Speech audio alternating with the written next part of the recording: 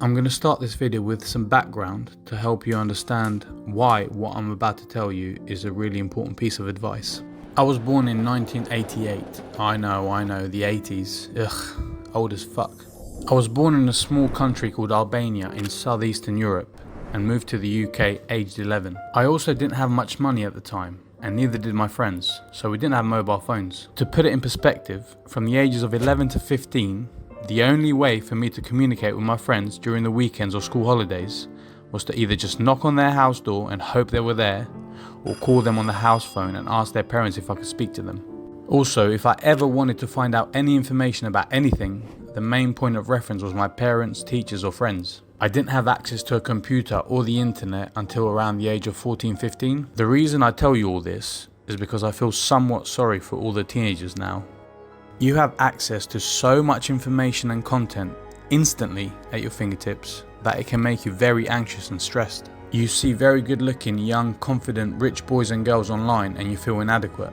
You worry about life and the future all the time. You feel like you're in a rush to reach a seemingly unreachable goal. That's a really torturous way of life. It's like being a prisoner of your own thoughts. The people I grew up with never had these worries, and as I look back, I am grateful. We lived in the moment and for the moment. We played football in the park until the streetlights came on at night. We played video games endlessly until our eyes turned red. We studied extremely hard and went to universities. We failed exams and went straight to work after high school. And to this day, everyone is still just trying to work things out day by day. That is to say that there is no one right way to do life. There is only what you want to do with each passing moment in order to minimize regrets for your future self. That's the only advice I have for you. You should try to live every day in such a way that will minimize the probability of you having regrets in the future.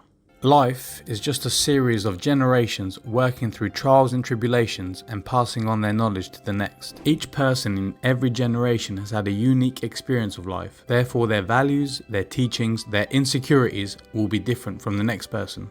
This leads me to you. You are the product of your parents and their environment, who are the product of their parents, aka your grandparents, and their environment. The reason so many people pursue so many different things is due to the combination of nurture and nature, genetics and environment. Just because someone you admire online is doing life a certain way and they have a seemingly happy life, doesn't mean you need to do it exactly the same way. You haven't walked their shoes, and you haven't walked the shoes of their parents. Therefore, you will never understand what drives them to pursue the things they pursue. By trying to imitate your idols, you might find that it doesn't feel right or enjoyable for you. That doesn't mean that you're doing it wrong, it just means that maybe a somewhat different path might be suitable for you. You should explore the world in your own time and follow your gut. There is no itinerary to life, there is only actions and consequences. Through trial and error, you will find your path in your own time, and the journey is the only thing that matters.